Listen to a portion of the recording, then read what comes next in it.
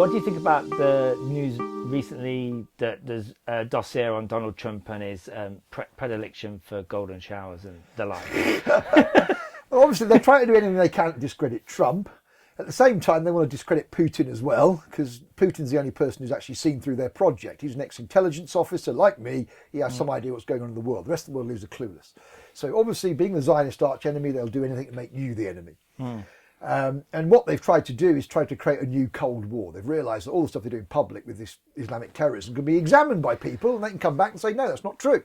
Whereas the Cold War all takes place behind the scenes. And just into it, sorry, I think people are bored with Islamic terrorism. I think it doesn't play well anymore. Yeah, no, it doesn't play well. Yeah, well, I think it's because it's been so exposed, basically, that they can't get anywhere with it. I mean, I don't even bother researching these attacks anymore in Berlin and stuff like that. I just assume there's some kind of mind-controlled attack or some kind of false flag, basically. Because and people say that's lazy, but because all the other ones I've looked at have been like that, it's wasting my time. And if it is ISIS, they must be sitting in Syria or wherever they are going, no one's ever going to believe this attack. They're just going to say it's false flag. So, like, what? But if it was ISIS, why don't they attack one of our politicians or whatever, or try and bring our infrastructure to a real, re-attack the infrastructure? So you think there's an attempt to kind of discredit Trump because certain elements within the intelligence agencies don't like him?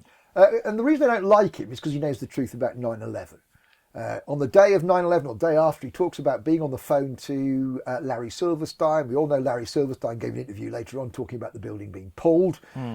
So clearly, we don't have to go far to be able to join the dots there and say that Silverstein told Trump his building was pulled. He therefore knows the buildings came down by controlled demolition and not by bombs. But would it matter? Would it matter if he was into golden showers anyway? Really? No. I don't say they'll use. I mean, I literally say about people's sex life, what goes on behind their cone. And again, this is the problem with women. It's women's gossip when they know about these things. Men don't want to know about these things. Women do. And I don't care if he has golden showers. I don't care if he has sex with men or whatever. Obviously, if it's not children too young to consent, that's a different issue. But between consenting adults, and when I say adults, I'm talking about physiologically mature adults. I'm not talking about the legal fiction of adults that exist in their society. They will do anything to discredit you, basically. But I say that's all life. That's all about finding out about life, basically. And again, people who can't distinguish between those things are dangerous. Consenting adults pissing on each other is none of my concern because no one's harmed. Someone pissing on somebody else who doesn't want to be pissed on, that is my concern. Yeah. That is my concern because it's obviously causing harm, loss or injury to somebody, trying to intimidate them. But with consent, that is none of my concern. And obviously we've got to take that robust view. And the problem with the world at the moment is not that there aren't the resources there, it's the fact that we have these very, very poor liberal managers and women, particularly in public service, who are not apportioning resources correctly. That's why these things are happening. Again, I know this because I had to stand up for a woman trying to keep her children. There was no current case against her, but they still went in there and took the kid, even though we put in affidavits and stuff like that. Now, that was a waste of those social workers' time because those children were not under serious threat from their mother, basically.